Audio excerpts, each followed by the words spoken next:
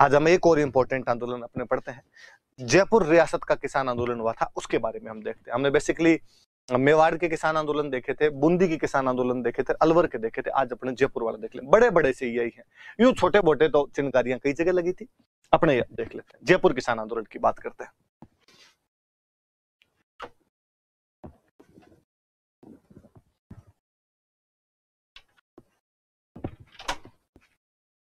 जयपुर, जयपुर में भी, जयपुर का जो पश्चिमी भाग कर ले हम, वो शेखावटी बेल्ट है।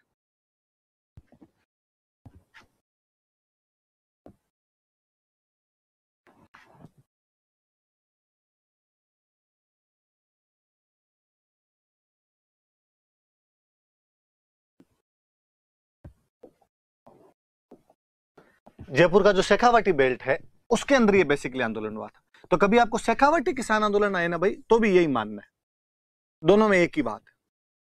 भले ही आप इसको शेखावटी पीजेंट मूवमेंट बोलो, भले ही आप इसको जयपुर पीजेंट मूवमेंट बोलो, बात एक ही है। मैं शेखावटी समझाऊं तो मैं वापस समझाऊं आपको कि ये क्या चीज है क्या नहीं। एक तो बेसिकली जयपुर जब हम पढ़ते हैं तो हम कहते हैं जयपुर के अंदर कौन सा वंश था, तो हम कहते हैं यहाँ पे कछवाहा वंश का शासन था, कछवाहा डायनेस्टी थी। ये आपको पढ़ाया हुआ, ये आपको पता है। इस कछवाहा डायनेस्टी की, कछवाहा वंश की एक ब्रांच होती है जिस ब्रांच का नाम है शेखावत। मूल पुरुष शेखा जी हुए थे, तो उन शेखा जी के नाम पर एक ब्रांच का नाम पड़ गया शेखावत। और उन शेखावतों का जहां पर शासन रहा था, उनका जो रूलिंग एरिया रहा था, उस इलाके को हम बोलने लगे शेखावटी। तो दो तीन चीजें पता चली कि जयपुर में कछवाहा वंश की एक ब्रांच है शेखावत, उनके मूल पुरुष थे शेखा जी, इसी वजह से उसका नाम, ब्रांच का नाम शेखावत है।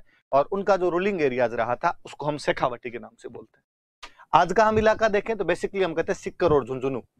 सिक्कर और झुंझुनू वाला जो इलाका था, इसको आप शेखावटी कह दो। कौन कौन से इलाके आते, कौन कौन से इसके अंदर जगह आती, कौन कौन से रूलिंग एरियाज थे? देखो तो सिक्कर जो था जयपुर रियासत का एक बड़ा ठिकाना हुआ करता था, और आप यूं कहिए कि थोड़ी पावर भी ज्यादा थी।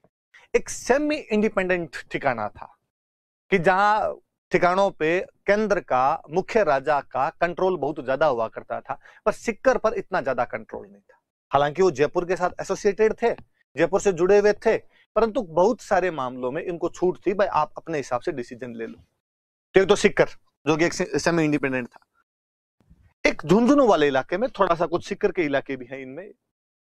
इधर शेखावतों के 5 भाइयों के पास में, या 5 अलग अलग जागीर कह दो आप, 5 अलग अलग सामंतों के पास में जागीर थी, जिनको पंचपाने बोलते थे।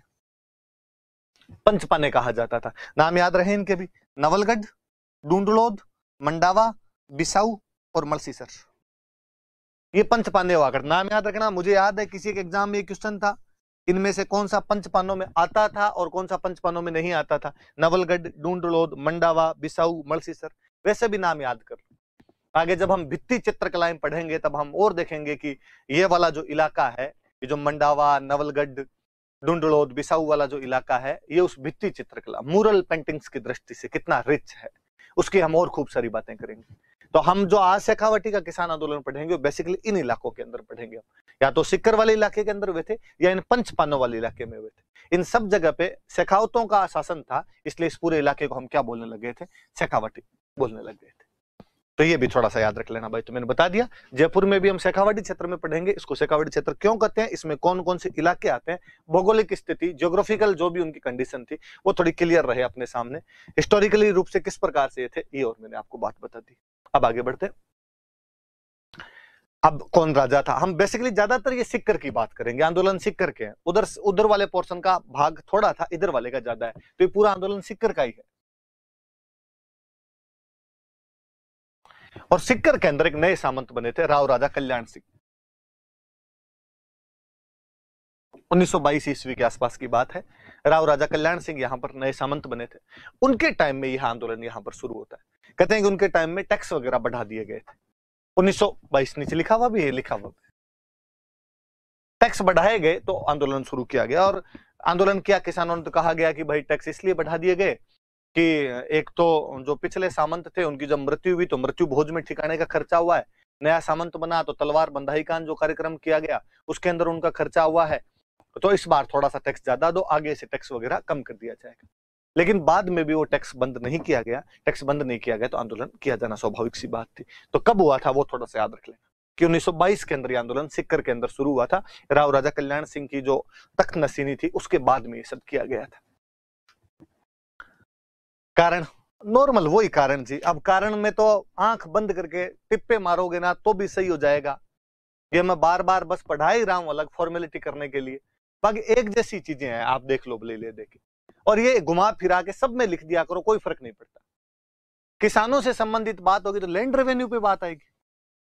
अब लैंड रेवेन्यू कम होगा तो किसान आंदोलन करेंगे या ज्यादा होगा तो किसान आंदोलन करेंगे? आप कहोगे सर ठीक मजाक करते हो, ज्यादा होगा तभी होगा आंदोलन, तो कम होने पे तो क्यों आंदोलन किया जा सकता है? तो मैं ये लिख दूंगा भू राजस्व अधिक था, लैंड रेवेन्यू हाई था, और अकाल वगैरह के टाइम में छूट मिलती रहेगी तो किसान आंदोलन करेंगे, या कोई छूट नहीं देगा तो किसान आंदोलन करेंगे? कोई छूट नहीं मिलेगी। मैंने बताया था कि पहले अंग्रेजों के आने से पहले तक ये थोड़ा सिस्टम ठीक था कि जिस साल अकाल वगैरह पड़ जाया करता उस साल छूट वगैरह मिल जाया करती थी। तो अकाल के समय छूट नहीं, क्या अकाल के समय कोई भी आपको किसी भी प्रकार की छूट नहीं दी जाएगी? तो वो अपने आप के अंदर एक चीज होगी कि अकाल के टाइम में छूट नहीं मिलेगी। तो किसानों को लगता है यार मतलब यूं हम मरने के लिए थोड़ी है, कोई जिराफ की लंबी गर्दन काटने के लिए थोड़ी होती। तो अकाल के टाइम तो कम से कम छूट दे यार कोई आदमी, पर यहां पर भी छूट नहीं मिल रही थी। और लाटा कौन था? बिना देखे चिपकाया करो सब जगह। और लोगों ने कहा काहे का लाटा कौन था? लाटा नहीं है, लुटेरी है, लूटना है इसको, लाटा मत बोलो लूटना बोलो। कुंता अंदाजा लगाना, अंदाजा लगा के तो कोई कितना ही रेवेन्यू कहीं से ले सकता है। तो लाटा कुंता को भी लोगों ने तो लुटेरी व्यवस्था ही कहना शुरू कर दिया था। रॉबरी है अपने आप में, लूट है। किसान कह रहे थे कि भाई भूमि बंदोबस्त किया जाना चाहिए, लैंड सेटलमेंट करो, जमीनें नापो, हमारी जमीनें नाप के कहां पर कितना टैक्स लगाना है वो टैक्स वगैरह सही लगाया जाना चाहिए। तो कहा ठीक है जमीनें नाप देंगे। जमीन नापने के लिए जो इकाई होती है, जो मापक होता है, जरीब होती थी, जरीब। आप में से जिन जिन के पास भी ज्योग्राफी सब्जेक्ट रहा होगा तो प्रैक्टिकल में और आपने यूज लिया होगा, जरीब नापने वाली जो रस्सी होती है वो जरीब होती थी। पहले वो जरीब 165 फीट की हुआ करती थी। 165 फीट की एक जरीब मानते थे, तो जरीब से नापते भाई कितने जरीब होती। इस बार जब लैंड सेटलमेंट करवाया गया तो जरीब आधी कर दी गई, 82.5 फीट की जरीब कर दी गई कि एक जरीब का माप 82.5 फीट है। तो अब एक बिघे में जरीब ज्यादा हो जाती, या एक बीघा था वो मतलब वो जरीब ज्यादा बैठ जाती उसके अंदर। तो जब जरीब बढ़ी तो बिघों की संख्या बढ़ गई, बिघे ज्यादा हो गए। पहले जो एक जरीब मान लो 5 जरीब लगाते तो उसको कहते बीघा, तो अब वो 5 जरीब का बीघा माना जा रहा है, पर जरीब की संख्या बढ़ रही है अपने आप में। जरीब की संख्या बढ़ रही है तो बिघों की संख्या बढ़ रही, तो बिघों की संख्या बढ़ गई तो कहा कि बिघों के ऊपर भी एक कर लिया जाता था कि भाई जितने बिघे होंगे उन पे एक कर और दो। इजाफा नाम का एक नया कर लगाया। इजाफा का मतलब ये बढ़ोतरी, इजाफा कर दिया, प्रत्येक बीघा पे 2 आने और देने पड़ेंगे। और बीघे क्यों बढ़ गए? क्योंकि जरीब का आकार छोटा कर दिया गया, जरीब का आकार आधा ही कर दिया गया, नापने की इकाई का आकार आधा कर दिया गया, इसलिए बिघों की संख्या बढ़ गई। बिघों की संख्या बढ़ गई तो बिघों पे एक टैक्स और लगा दिया, इजाफा कर दिया गया, उस टैक्स का नाम इजाफा रख दिया। एक टैक्स और लिखा जकात। सुनना मेरी बात, ध्यान से सुनना, गौर करके सुनना। यदि किसान अपनी फसल बेचने के लिए एक जगह से दूसरी जगह जाएगा तो उस पर टैक्स लगेगा, जकात। यदि किसान किसी दूसरी जगह से कोई आपके बीज या कोई फर्टिलाइजर वगैरह लेके आएगा और दूसरी एक जगह से दूसरी जगह उनको भी लेके आएगा, तब भी उस पर एक टैक्स लगेगा, जकात। खेती की चीज बेचने के लिए या खरीदने के लिए दूसरी जगह से जब लेके आते तब उन पे एक टैक्स लिया करते थे, जिसको जकात बोला करते थे, और ये जकात लगाने लग गए। आप जो फसलें जाके बाहर बेचोगे तब भी आप पे टैक्स लगेगा, फसल बोने के लिए उस समय कोई चीज चाहिए वो बाहर से लेके आओगे तब भी आप में टैक्स लगेगा। उस टैक्स को क्या बोलते थे? जकात। प्लीज मैं फिर कह रहा हूं, सुन लेना। फसल एक जगह से दूसरी जगह बेचने जाओ या किसी एक जगह से आप उन्नत किस्म के बीज फर्टिलाइजर वगैरह लेके आओ, एक जगह से दूसरी जगह कुछ भी ट्रांसफर होगा तो उस पर हम आपको एक टैक्स लगाएंगे, वो जकात है। मैं बार बार इसलिए कह रहा हूं कि मिडिवल हिस्ट्री जब पढ़ते हैं तो वहां एक जकात और आती है। मुस्लिमों द्वारा दिया जाने वाला जो दान हुआ करता था उसको भी जकात कहा करते थे, वो एक जकात अलग हुआ करती थी।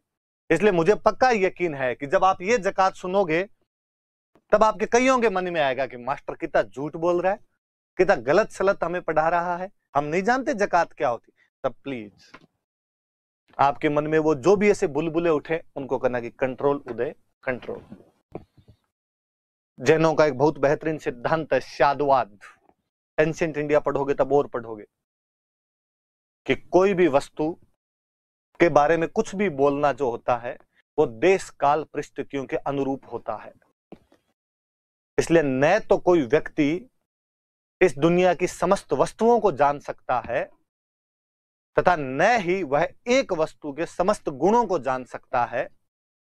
इसलिए किसी को भी कभी यह नहीं कहना चाहिए कि मैं इस विषय के बारे में पूर्णतः जानता हूं। ज्ञान देश काल और परिस्थितियों के सापेक्ष होता है। यहां की देश काल परिस्थिति शेखावटी किसान आंदोलन पढ़ा रही है तो यहां पर ज़कात का मतलब यही माना जाए। जब मिडिवल पढ़ो तब तुम्हारे ज़कात का जो मतलब निकले वो निकाल लेना। पर क्या अधिकांश स्टूडेंट को ये थोड़ा पता होता है ज़कात के बारे में, और जो चीज पता होती है वो आदमी चाहता है कि मैं बता दूं, ये तो अभी के अभी ये मुझे पता है, कोई गलत कैसे बोल रहा है। तब आप सोचना कि नहीं, गलत नहीं बोल रहा, आदमी कैमरे के सामने खड़ा होकर कह ही रहा है, इतनी आत्मा नहीं मरी, सही बता रहा होगा। तो आप वापस देख लेना भैया ना ज़कात वाली। फिर बेगार वाली बात हमने की थी। फिर जो भी लोकतंत्र सबको समानता के अधिकार देता है, बाकी किसी भी सिस्टम के अंदर इतने समानता के अधिकार नहीं मिलेंगे आपको।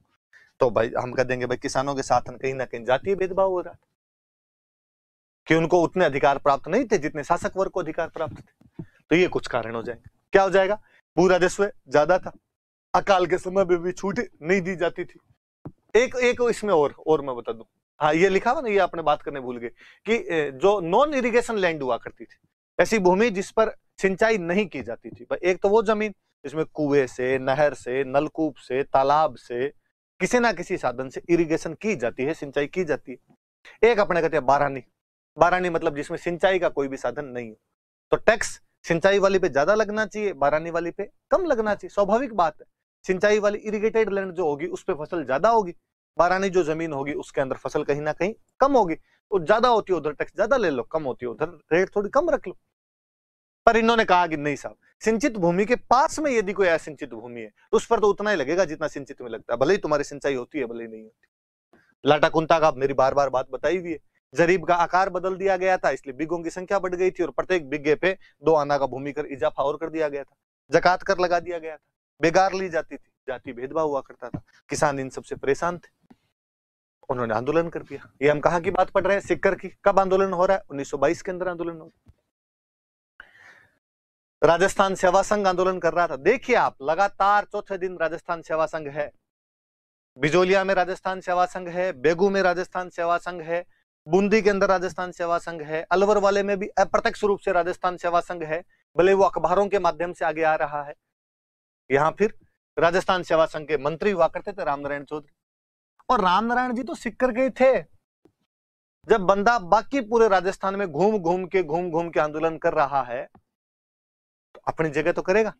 तो रामनारायण जी सिक्कर के बाणीय हुआ करते थे, तो सेठ जी के पास और तो कोई काम था नहीं, सेठ जी घूम घूम के आंदोलन किया करते थे इधर उधर। इस बार सेठ जी एक बंदे को साथ और लिया है अपने, हरि ब्रह्मचारी का। ब्रह्मचारी जी आपके भी और कोई काम लगा नहीं जिस प्रकार का नाम है आपका, तो आप भी आ जाओ साथ के अंदर। तो रामनारायण जी भाई आंदोलन शुरू कर देते हैं। रामनारायण जी बड़े नेता थे, उस समय तरुण राजस्थान के संपादक हुआ करते थे। वापस देखो सेम अखबार रिपीट हो रहे हैं इधर उधर। अब तो कम से कम आपके नाम याद हो जाने चाहिए इन अखबारों के, इन संगठनों के। राजस्थान सेवा संघ के मंत्री थे उस टाइम, वो तरुण राजस्थान के संपादक थे। अब एक आदमी अखबार चलाता है तो आपके आंदोलन को क्या बूस्ट दे सकता है? अखबार में लेख लिख सकता है। तो साहब अखबार में प्रचार प्रसार, कैंपेनिंग, प्रचार प्रसार करना शुरू कर दिया। दिल्ली के अखबार के अंदर खबर छपे, ये देखिए शासन किसानों की बात नहीं मान रहा है। आज भी अपने कहते हैं मीडिया के लिए, एक मीडिया है जो किसानों के पक्ष में है, एक मीडिया है जो सरकार के पक्ष में है।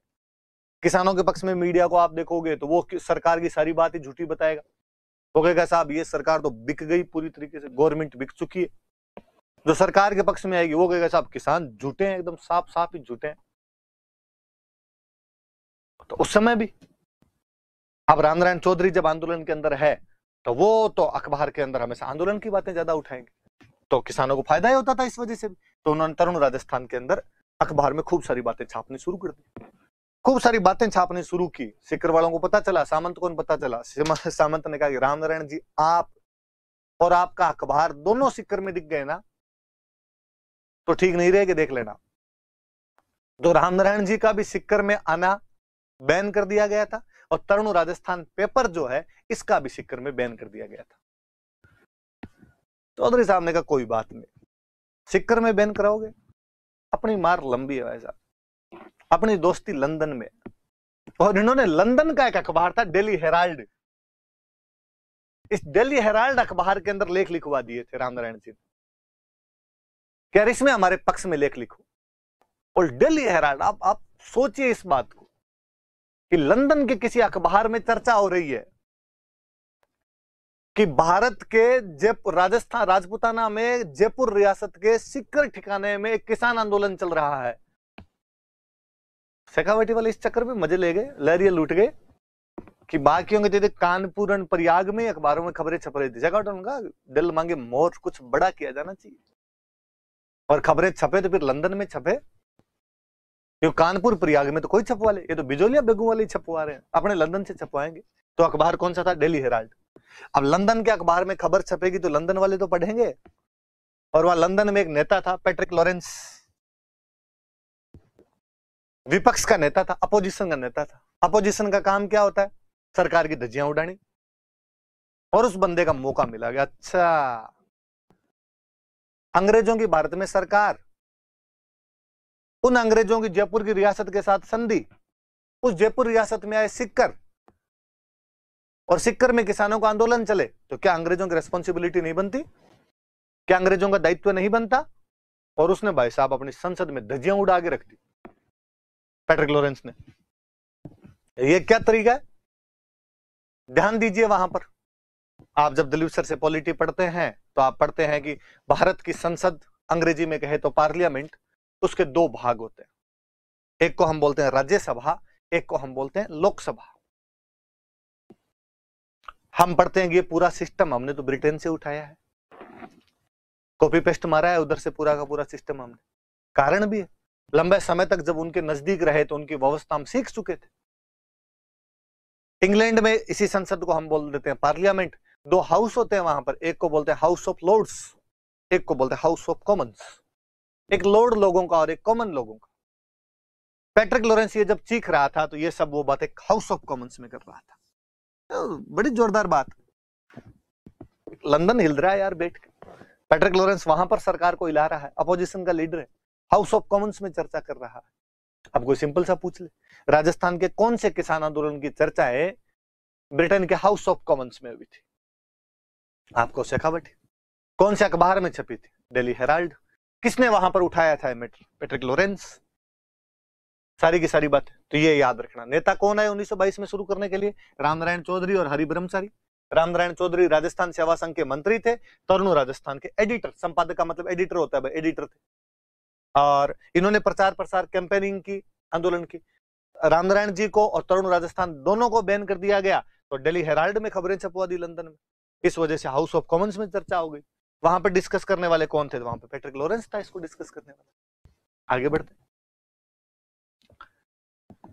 अब जब रामनारायण जी को कह दिया भाई आप तो इधर नेतागिरी नहीं कर सकते, फिर एक नेता भरतपुर से आया आपने, और भरतपुर से जो नेता आए थे वो थे ठाकुर देशराज। ये याद रखना भाई। मुझे याद है एक बार ये क्वेश्चन भी पूछा हुआ है, शेखावटी किसान आंदोलन के निम्न नेताओं में से कौन सा नेता भरतपुर से संबंधित था? इसलिए मैंने बताया देखो इनका जिला अलग से, कि भरतपुर के हुआ करते थे। तो ठाकुर देशराज ने कहा अपने चलते हैं, मैं जाके आपके आंदोलन करता हूं। हमने पढ़ा बिजोलिया किसान आंदोलन, बेसिकली ज्यादातर धाकड़ किसान, बेगू में धाकड़ किसान, खालसा वाले में जाट किसान, बूंदी वाले में गुर्जर किसान, नीमुचना वाले में राजपूत किसान। हम इसकी बात कर ले, यहां पर ज्यादातर जाट किसान थे शेखावटी वाले इलाके के अंदर। हमने हर जगह संगठन पढ़े हैं, देख लो, कहीं पर ऊपर माल पंच बोर्ड बन रहा है, कहीं पर डाबी किसान पंचायत बन रही थी, राजस्थान सेवा संघ और राजपूताना मध्य भारत सभा तो सब के अंदर टांगे लगाए बैठे ही हैं। हमने अलवर वाले में भी पढ़ा कि अखिल भारतीय क्षत्रिय महासभा उनको सपोर्ट कर रही थी। इधर इनको भी अखिल भारतीय जाट महासभा जो थी वो सपोर्ट कर रही थी। जाट किसान थे ज्यादा, वहां नेताओं से मिले, उन्होंने कहा भाई समर्थन है, लड़ना तो खुद को पड़ेगा, मरिया बिना तो स्वर्ग है नहीं, पर मोरल सपोर्ट हमारा पूरा है, तुम संघर्ष करो।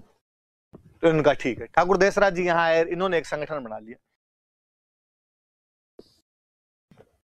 राजस्थान जाट क्षेत्रीय महासभा या जाट क्षेत्रीय महासभा के दो बोले इसको, मतलब अखिल भारतीय जाट महासभा जो थी उसकी एक राजस्थान की यूनिट बना लिया भाई। एक कांग्रेस पूरे भारत की, एक कांग्रेस अपने राजस्थान की। भारत वाली कांग्रेस के अध्यक्ष कौन, तो हम कहेंगे भाई सोनिया गांधी। राजस्थान वाली कौन, तो हम कहेंगे साहब डोटासरा जी। तो इस प्रकार से उन्होंने एक राजस्थान जाट क्षेत्रीय महासभा 1931 के अंदर यहां पर बना लिया।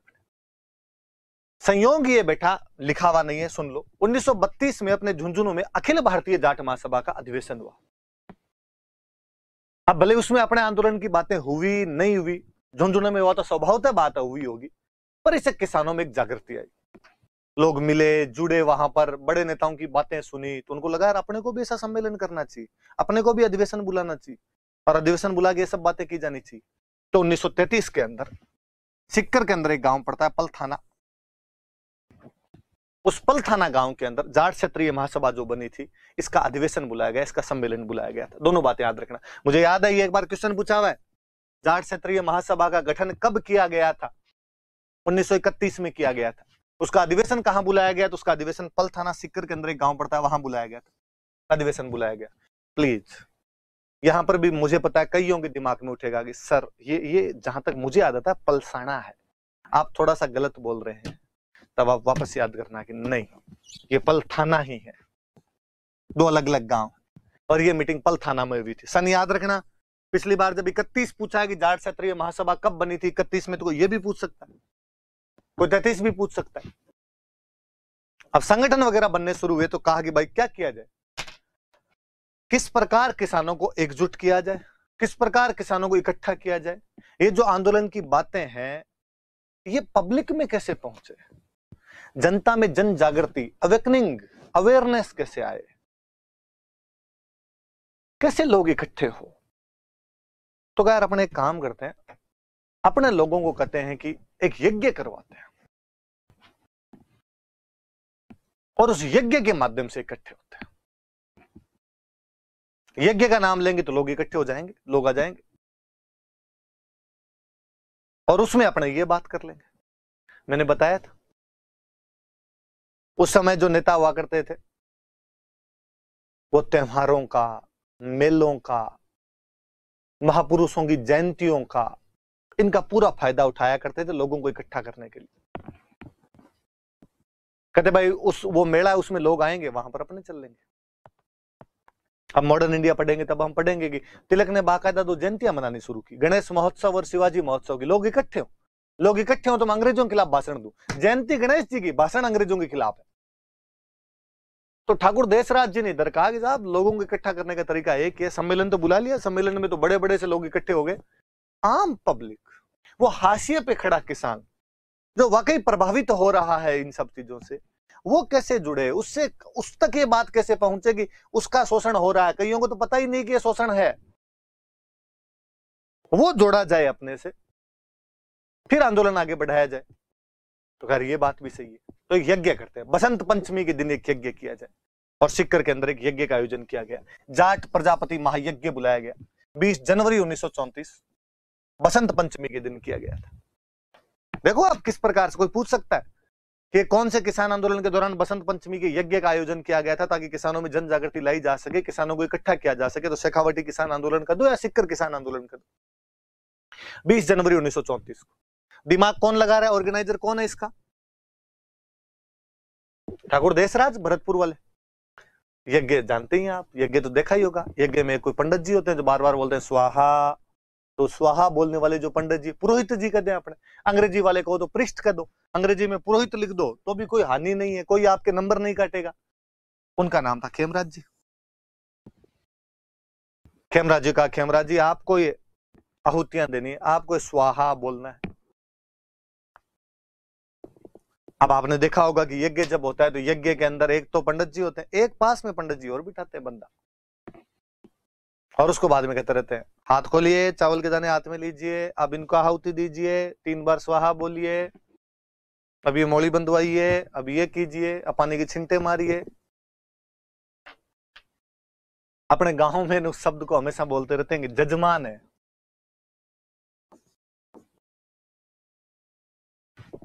ये तो पंडित जी का जजमान है। पंडित जी जिनके यज्ञ करने जाते हैं वो जजमान है। वास्तव में जजमान नहीं है, ये यज्ञमान है। यज्ञ में कौन बैठेगा वो यज्ञमान है। मुझे और लगता है कि यार ये कभी यज्ञ मैन रहा होगा। यज्ञ का मैन कौन है?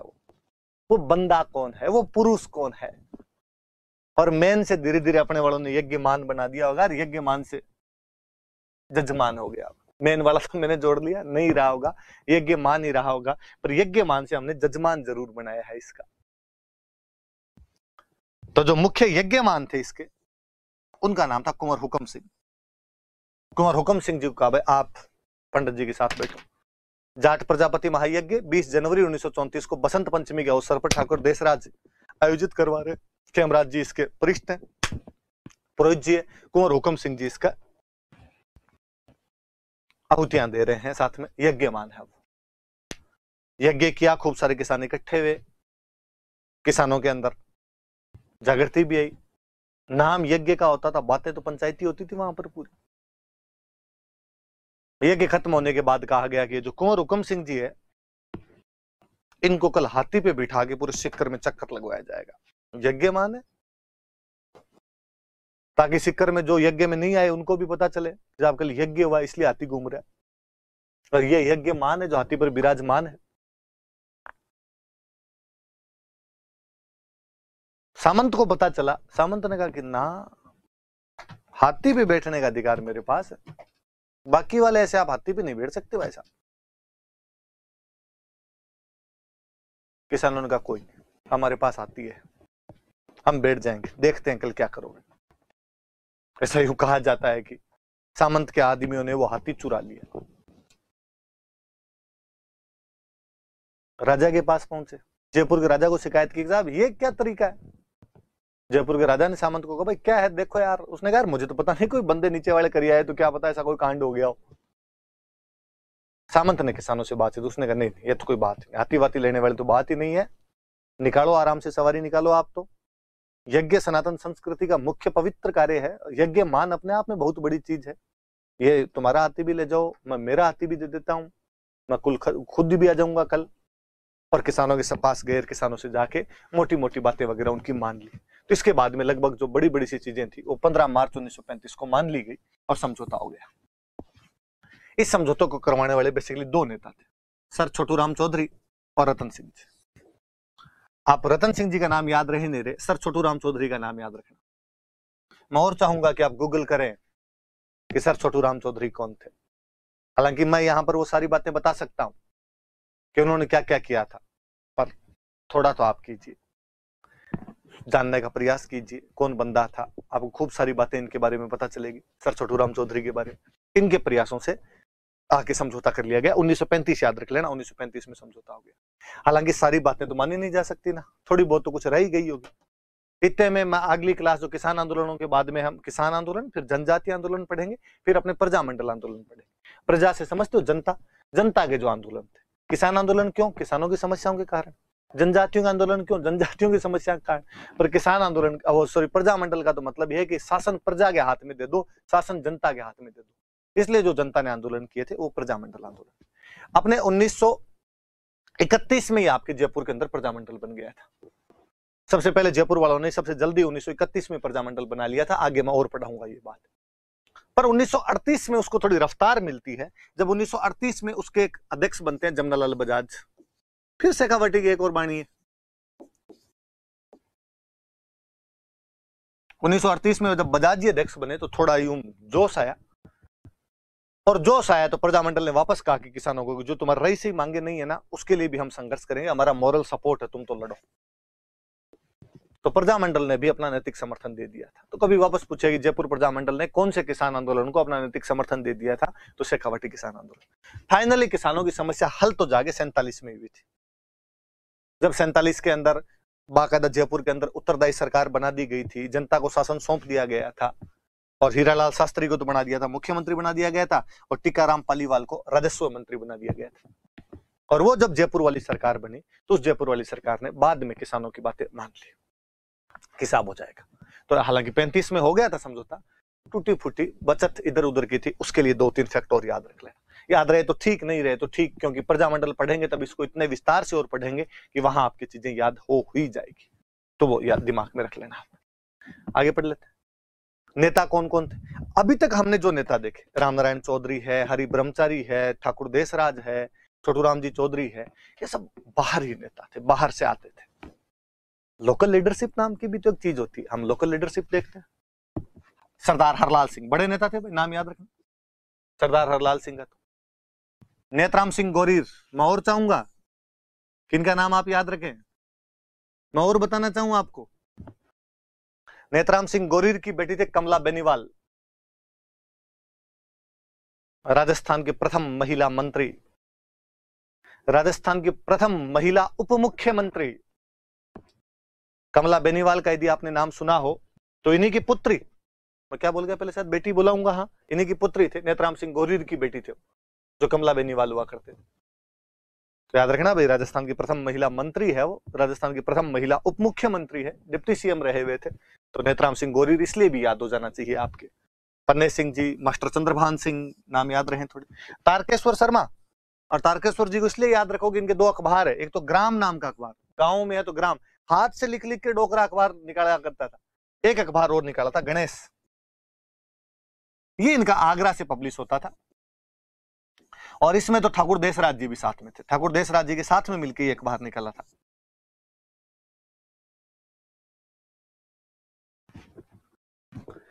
एक बंदे नरोत्तम लाल जोशी, मैं फिर चाहूंगा कि इनका नाम आप और याद रखो। मैं जिस जकात करके आपको बता रहा था उसके खिलाफ इन्होंने आंदोलन चलाया था, इसलिए आंदोलन का नाम है शेखावटी जकात आंदोलन। नरोत्तम लाल जोशी के नेतृत्व में शेखावटी जकात आंदोलन चलाया गया था। मैं पॉलिटी की बात आपको बता दूं कि अपने राजस्थान की विधानसभा के अध्यक्ष थे। तो नरोत्तम लाल जोशी वैसे भी याद रखे जाने चाहिए कि कालांतर में बंदा राजस्थान की विधानसभा का अध्यक्ष बना है। शेखावटी जकात आंदोलन चलाया था, ये क्वेश्चन पूछा हुआ है, शेखावटी जकात आंदोलन वाला, इसलिए याद कर लेना भाई। तो हरलाल सिंह जी बता दिए मैंने आपको, नेतराम सिंह गोरीर कमला बेनीवाल की वजह से आप याद रखें। कमला बेनीवाल बाद में अपने राज्यपाल बने थे कई राज्यों के, नॉर्थ ईस्ट वालों के रहे थे, उनके नाम तो मुझे याद नहीं आ रहे, पर अपने गुजरात के थे, लंबे टाइम तक गुजरात के राज्यपाल रहे थे, तो अपने पड़ोसी राज्य के अंदर रहे, तो ये मुझे खूब याद है। कांग्रेस के बड़े नेता रहे। मैं तो और हमेशा सुनता हूँ कि भले बहुत भली महिला, बुजुर्ग थे एकदम, और नरेंद्र मोदी भी खूब सम्मान किया करते थे उस टाइम जब गुजरात के राज्यपाल थे, भाई इतने सीनियर लीडर हैं। तो इनके बेटे चुनाव लड़ते हैं कांग्रेस से। मैंने ऐसा खूब सारे लोगों से सुना है कि नरेंद्र मोदी कभी उनके खिलाफ प्रचार नहीं करते, कि बीजेपी पूरी जगह और बाकी कहीं भी उतार दे पर उनके खिलाफ प्रचार नहीं भाई, उनके प्रति मेरा सम्मान है अपने आप में, उनके परिवार के खिलाफ तो मैं प्रचार करने नहीं जाऊं। तो राजनीति जो दिखती है वैसी है नहीं, कई झोल हैं उसके अंदर, तो ये नाम याद रखना भाई। एक ये और छोटी सी अलग सी बात आ गई, मैं लेके आ गया यहाँ पे कि क्या है कि शेखावाटी में, अब जब कोई इधर बुक्स वगैरह पढ़ते हैं इधर उधर, या क्वेश्चन पूछा हुआ इसलिए मैं तो लेके आ गया कि शेखावाटी में जन जागृति शुरू करने वाली सबसे पहले कोई संगठन बना था। किसान आंदोलन से लेना देना नहीं, किसान आंदोलन बाद में शुरू हुआ, पर हम कहते हैं इससे पहले भी किसी ने थोड़ा बहुत माहौल तो तैयार किया होगा यार, कि सामंतों के द्वारा शोषण किया जा रहा है या जनता जागरूक नहीं है तो जागरूक की जाए, अवेकनिंग लाई जाए। वो जो संगठन था उसका नाम था अमर सेवा समिति। 1918 में चिड़ावा, झुंझुनू के अंदर एक जगह पड़ती है चिड़ावा, जहां की या तो ख्याल फेमस है या जहां के पेड़े फेमस है, वहां के एक संगठन का नाम याद रखना, अमर सेवा समिति। और इसको बनाने वाले का नाम याद रखना, मास्टर प्यारेलाल गुप्ता। क्योंकि मुझे एक बार याद है कि किसी एग्जाम में क्वेश्चन पूछ लिया था कि चिड़ावा का गांधी किसे कहा जाता है। अब पढ़ावा ही नहीं यार इधर उधर, पर वो ऑप्शन देख कर यूं लग रहा था यार बाकी ऑप्शन वालों को तो नहीं कहते होंगे, ये तो वहां का था वहां का था, फिर ये बच रहे थे, तो वैसे आंसर जरूर निकल रहा था, पर तब तक अपना तो नहीं पढ़ा हुआ था भाई, सही बात है। तो प्यारेलाल गुप्ता को चिड़ावा गांधी कहा जाता है। इन्होंने वो अमर सेवा समिति बनाई थी, और इस अमर सेवा समिति के तहत 2 काम किए गए थे। एक तो अकाल राहत कार्य। अब देखो हम ऊपर बात ही कर रहे हैं कि अकाल के टाइम में भी टैक्स में छूट नहीं दी गई। इसका मतलब 1922 के आसपास में अकाल पड़ा होगा, और राजस्थान में अकाल पड़ते ही रहते थे अपने। तो कहते हैं एक तो ये अकाल राहत कार्य, फेमाइन रिलीफ वर्क्स जो होते थे वो चलाया करती थी, और दूसरा सामंती शोषण के खिलाफ, जो फ्यूडल्स द्वारा एक्सप्लॉइटेशन किया जाता था उसके खिलाफ आवाज उठाई थी। सामंती शोषण के खिलाफ जागृति लाने का काम किया था।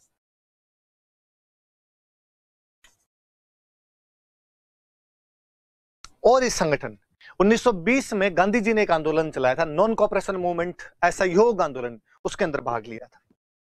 तो ये संगठन गांधी जी के 1920 के नॉन कॉपरेशन मूवमेंट या असहयोग आंदोलन के अंदर भाग लेता है।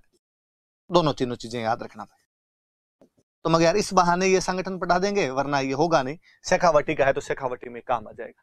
अमर सेवा समिति है, 1918 में बनी है, मास्टर प्यारेलाल गुप्ता ने बनाई है। इनको चिड़ावा का गांधी कहते हैं। बेसिकली दो बड़े काम किए, फेमाइन रिलीफ वर्क्स और फ्यूडल्स का जो एक्सप्लॉइटेशन है उसके खिलाफ आवाज उठाने का काम किया, वॉइस रेज की उसके खिलाफ। और 1920 का जो गांधी जी का नॉन कॉपरेशन मूवमेंट था उसके अंदर भी संगठन ने भाग लिया था। और इसी संगठन ने एक प्लेटफॉर्म तैयार किया था 1918 के बाद में लगातार। यही कारण है कि 1922 के अंदर किसान संगठित होते हैं और किसान आंदोलन कर देते हैं। तो अपने वहां से जोड़ लेना। शेखावटी किसान आंदोलन वैसे तो देखो छोटा सा है, मोटी मोटी सी बात है, कोई ज्यादा है नहीं, पर मुझे लगता है कि शेखावटी किसान आंदोलन को इसकी बाकी बातों की अपेक्षा, इसके कारणों की अपेक्षा, इसके नेताओं की अपेक्षा, इसके कुछ घटनाओं के लिए याद किया जाना चाहिए। वाकई थोड़ी अलग सी घटनाएं हैं जिन्होंने उस समय का जो भी समाज था उस पर एक अलग प्रभाव डाला है, और मुझे लगता है वो आज भी प्रेरित करने वाली सी घटना है। जैसे एक घटना है कटराथल सम्मेलन। सिक्कर का एक गांव पड़ता है कटराथल, वहां पर एक सम्मेलन हुआ 25 अप्रैल 1934। 25 अप्रैल 1934 को कटराथल नाम के गांव में एक सम्मेलन होता है, महिलाओं का एक सम्मेलन है, विमेंस कॉन्फ्रेंस है।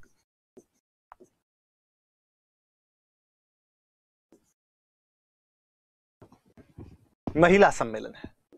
अच्छा, क्यों किया महिलाओं ने सम्मेलन? महिलाओं को सम्मेलन करने की कहां आप पड़ी? तो हम कहते हैं कि इसके पास में कोई एक जगह पड़ती थी सीहोट। उस सीहोट का सामंत था कोई मान सिंह,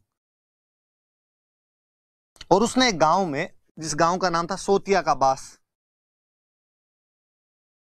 उस गांव में महिलाओं के साथ मिसबिहेव किया, महिलाओं के साथ दुर्व्यवहार किया।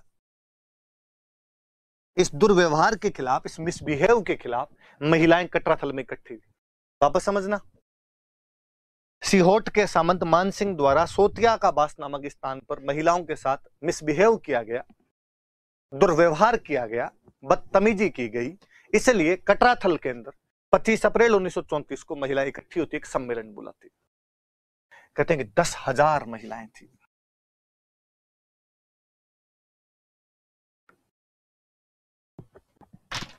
दस 10,000 महिलाएं 1934 में एक मीटिंग कर रही है, एक सम्मेलन कर रही है। इसको केवल एग्जाम के पॉइंट ऑफ व्यू से मत देखिए इस बात को, आप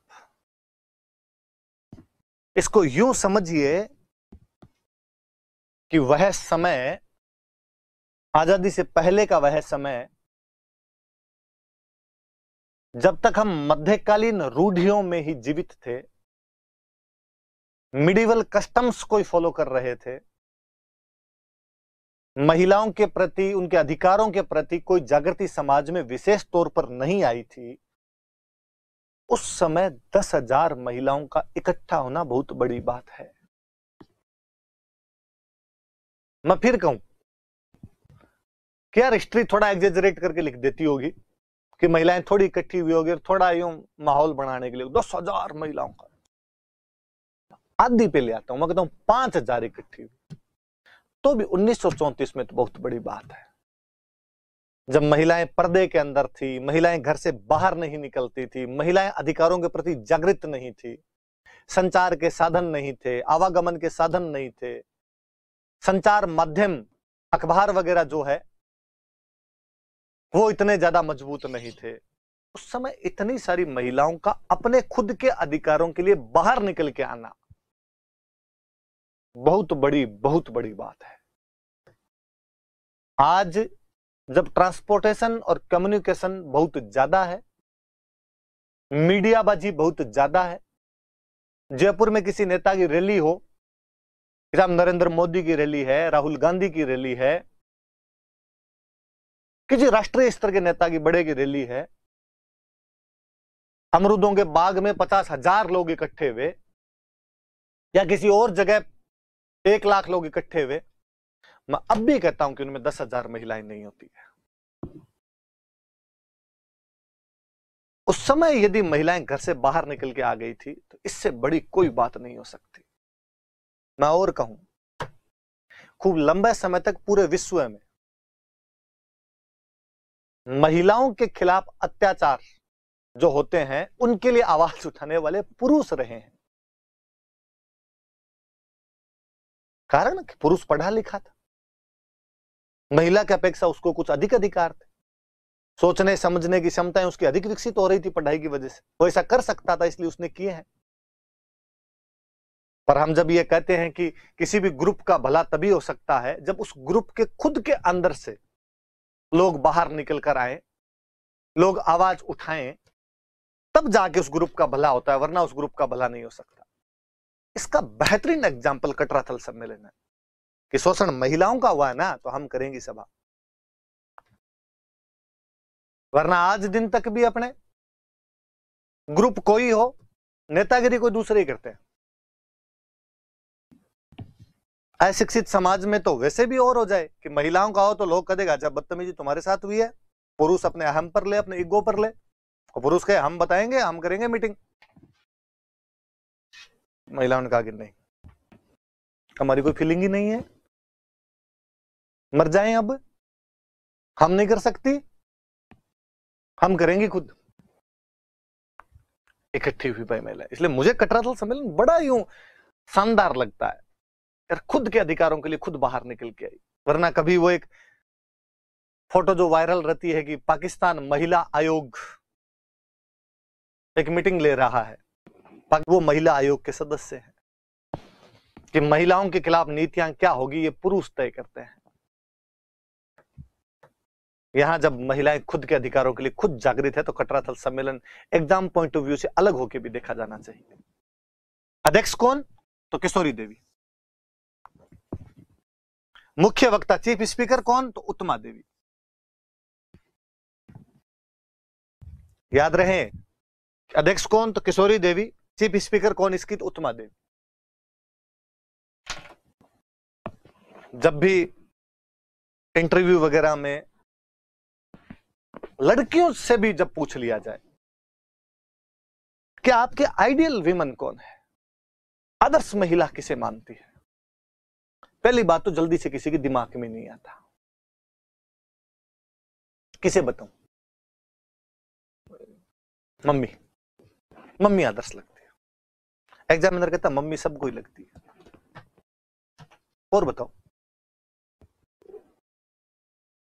याद नहीं। अगली बार इंटरव्यू में याद भी करके आती है, उसके नाम होते इंदिरा गांधी, एनी बिसेंट,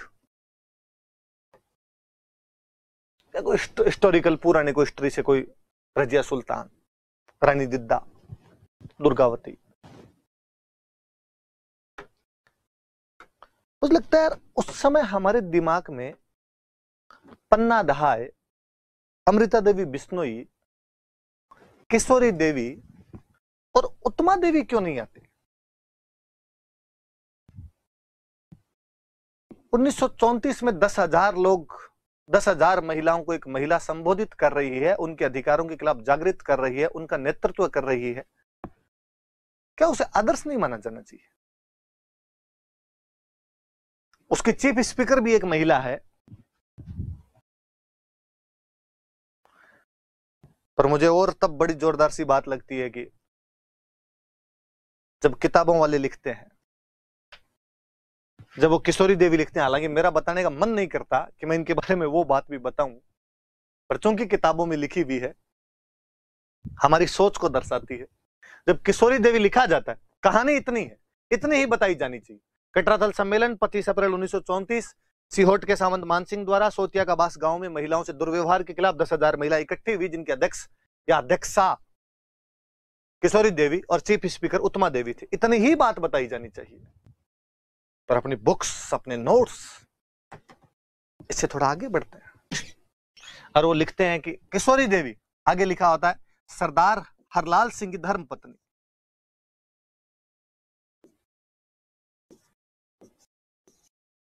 सरदार हरलाल सिंह की धर्मपत्नी। उत्तमा देवी के बारे में आगे बढ़ते हैं, लिखते हैं वाइफ ऑफ ठाकुर देसराज।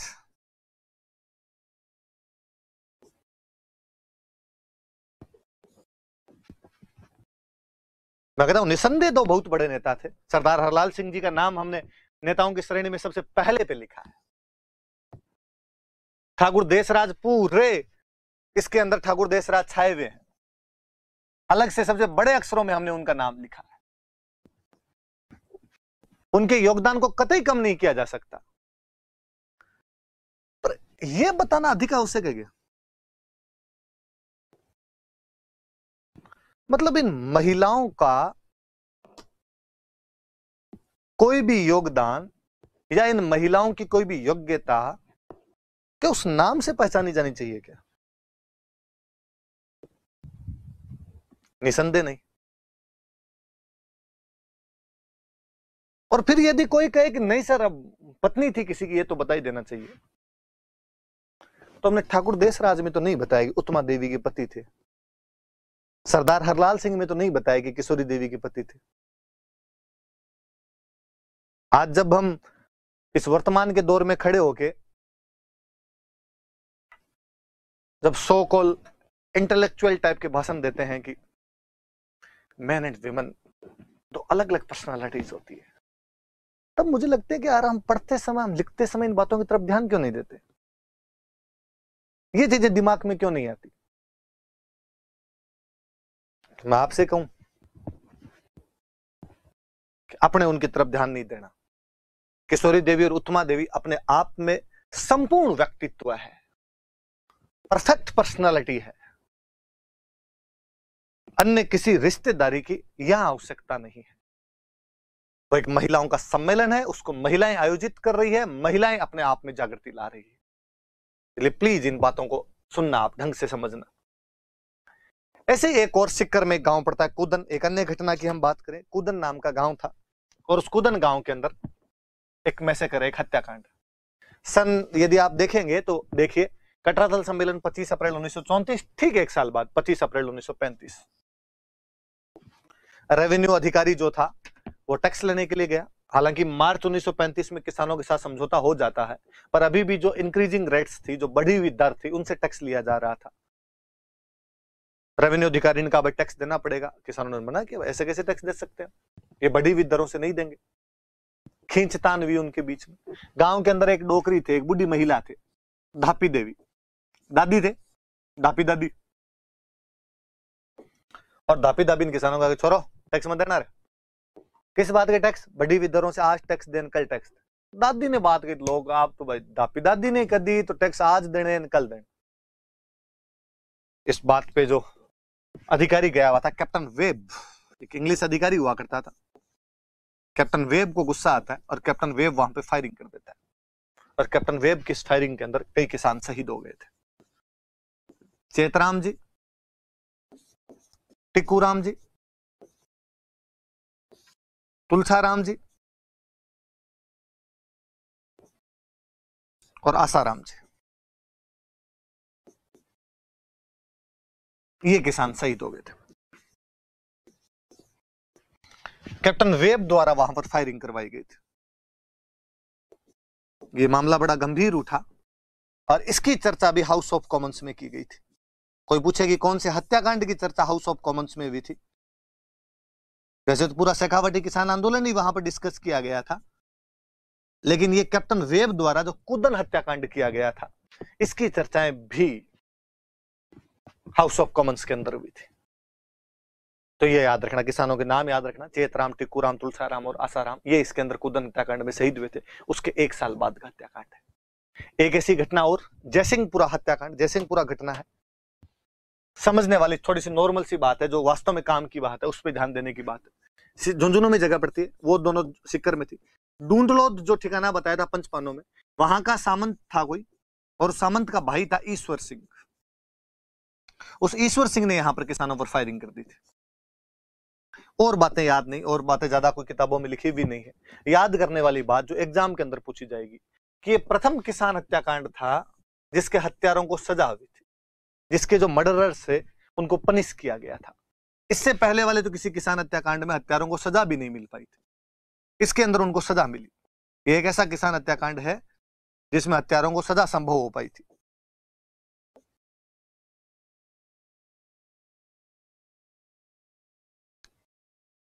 हत्यारों को सजा मिली थी भाई। ये आपका शेखावटी किसान आंदोलन। मेंस में कोई 50 शब्दों में पूछ सकता है। ये तमाम घटनाएं जो मैंने बताई है इनको 20-20 शब्दों में, 50-50 शब्दों के अंदर पूछा जा सकता है।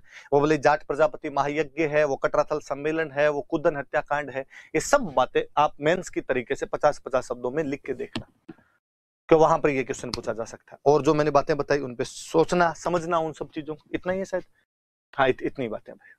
अच्छा थोड़ा सा आगे और है भाई, थोड़ा सा और है। शेखावटी वाला तो खत्म हो गया, थोड़ा सा आगे ये और है कि जयपुर के खालसा क्षेत्र में भी आंदोलन हुए थे। ये तो जागीरी क्षेत्र में पढ़ रहे हैं, खालसा क्षेत्र में भी एक तो हिंडोन वाले इलाके में आंदोलन हुआ था, एक तोरावाटी सिक्कर में नीम का थाना के आसपास वाला इलाका जो कि कभी तंवर राजपूतों द्वारा शासित किया गया था तो उसको तंवरावाटी कहा जाता था, धीरे धीरे हम उसको तोरावाटी बोलने लग गए। यहां पर भी आंदोलन हुआ था। नाम याद रख लेना और कुछ भी याद नहीं रखना कि खालसा क्षेत्रों में कौन कौन से, तो हिंडोन और तोरावाटी आंदोलन हुए थे।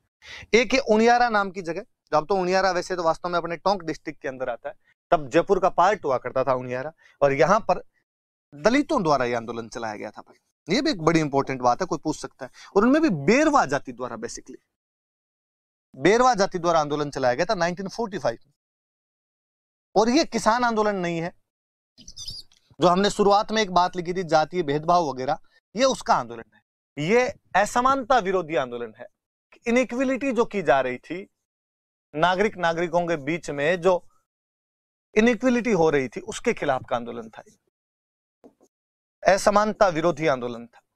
ये भी याद रखना भाई, ये एग्जाम में पूछा हुआ है।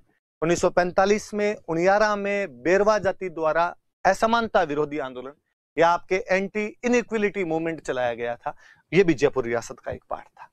तो किसान आंदोलन की बात की, जागीरों में भी बात की, खालसा वाले में बात की, फिर आंदोलन की बात कर रहे थे। मुझे याद था जयपुर का ये आंदोलन है। एक सिंगल लाइन और कहां लिखवाते, एग्जाम में पूछा हुआ क्वेश्चन है, फैक्ट याद करना जरूरी था तो हमने यहाँ लिख दिया। तो आप यहाँ से तैयार कर लेना भाई। Thank you. कल हम आंदोलनों के बाकी कारण, परिणाम, प्रकृति सब एक साथ मिला के पढ़ेंगे। वो वाली क्लास थोड़ी ज्यादा मजेदार होगी। तब तक आप इनको याद कीजिए।